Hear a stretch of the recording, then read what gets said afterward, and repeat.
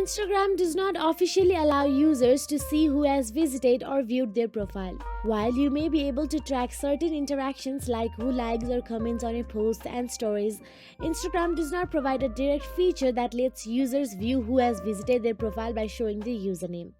So, however, there are a few indirect ways to get an idea of who might be viewing your profile. Firstly, check your story views.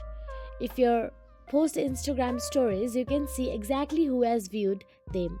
This is the closest way to see who is interacting with your content in real time. Firstly, post a story on Instagram. Once the story has been viewed, all you have to do is tap on the story and swipe up on the screen. And once you swipe up, you will see a list of people who have watched your story.